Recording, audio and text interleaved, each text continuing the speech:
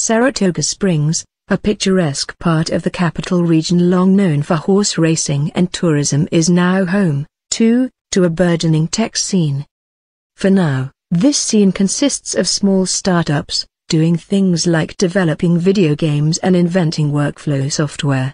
But unlike some of the other startup clusters that have come together north of New York City, this one came together without any need for incentives for the local or state government. The primary reason for that, these entrepreneurs and their boosters say, is a simple one: quality of life. "We have a really cosmopolitan city," said Chris Thompson, founder of startup WorkOrder.es and creator of the Sharatoga co-working space. Citing the fact that Saratoga Springs has the second highest person-to-restaurant ratio in the country, behind only San Francisco, Thompson argues that if it weren't such an attractive town, it likely wouldn't have a tech community at all. "People want to be there as they work on the startups," he said, "and find a way to make it plausible. What you have is a lot of freelancers who have lined up steady enough gigs," Thompson said.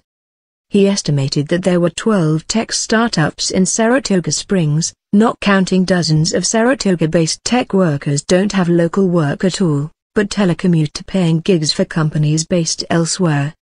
"You have all the same components in a software company, as in a manufacturing company, but the people can work from anywhere," Thompson said.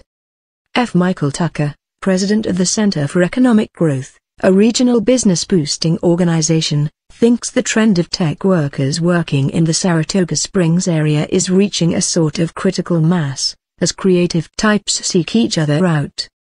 "I'm not particularly surprised that you're observing a flourish of activity," Tucker said of Saratoga Springs, calling it a creative economy concept.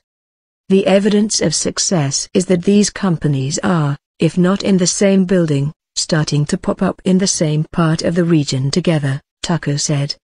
Stephen Wilcox, the head of interactive development for Fingerpaint Marketing, a firm with a strong Saratoga presence, mentioned the internet company bust of the late 90s and early 2000s, and said it hit neighboring city Troy hard.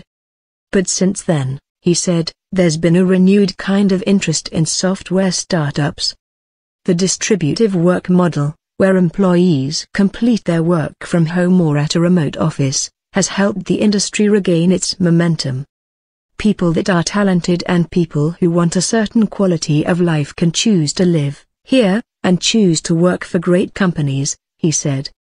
The tech-friendly atmosphere of Saratoga Springs is also helped by its close proximity to multiple universities, including SUNY Polytechnic Institute's College of Nanoscale Science and Engineering and SUNY Albany in Albany, and Rensselaer Polytechnic Institute across the river in Troy.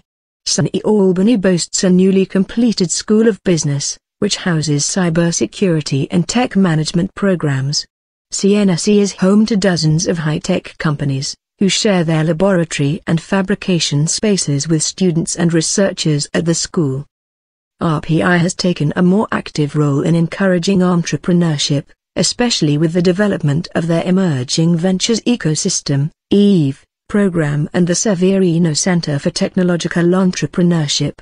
The center hosts monthly events called Startup Tech Valley, which invite both students and local businessmen and women to present their startup companies to a room full of mentors and investors. EVE helps to incubate small tech businesses that begin with student research, in areas that the university's research staff already have a strong background in.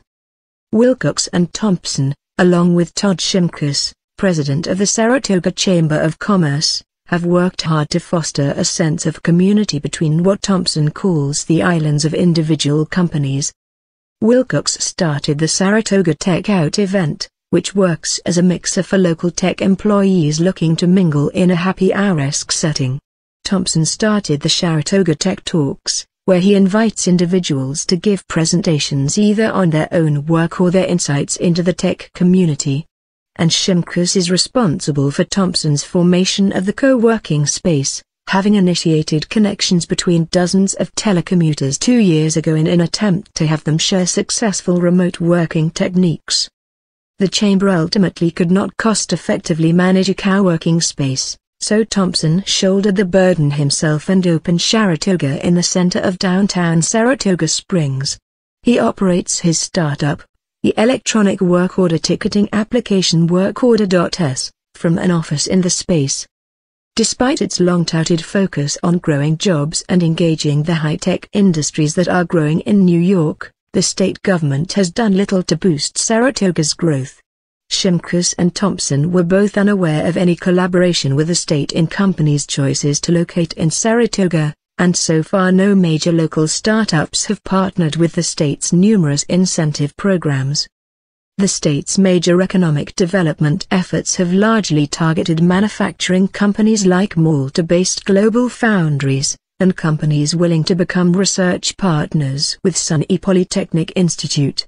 But that doesn't preclude software companies from finding a place in the state's programs, according to Jason Conwell, spokesman for the Empire State Development's Startup NY program.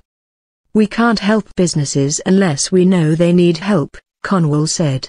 He said that the state is always looking for opportunities to help out because so many companies can do what they do from anywhere, and they want to ensure that those companies don't leave New York.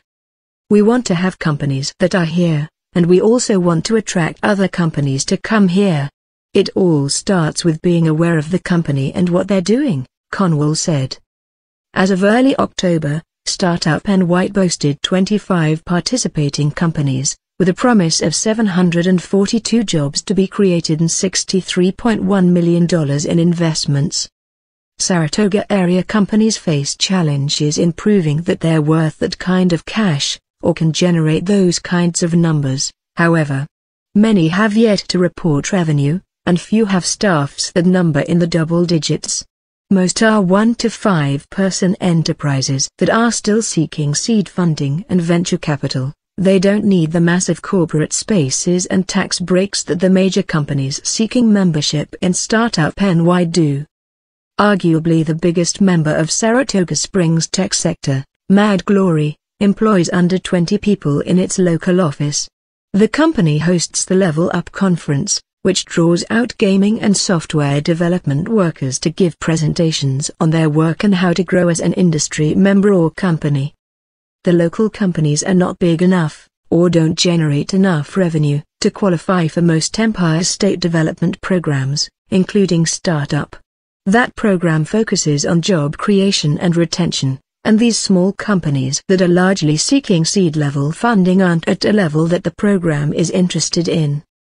Conwell said, however, that simply being a software company doesn't hinder a startup's chance at state assistance. "I feel like a lot of the startup companies we've announced, overall, I feel like most of them are software," Conwell said. Liaison Corporation, a massive company devoted to creating benefits exchange websites for employers, promised to create 500 jobs and invest $5 million in a new Buffalo location, in exchange for being granted access to the tax breaks of Startup NY. Wilcox agreed with Conwell, and said that state aid is something that will come with time, and that the blame falls not only on the state for missing opportunities but on the companies themselves for not looking hard enough for ways to grab state incentives.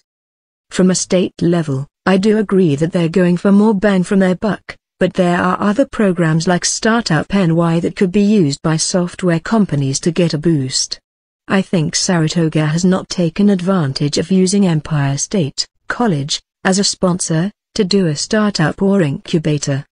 Thompson said that the entire community is responsible for ensuring its own growth, and for giving each other reasons to want to stay in Saratoga.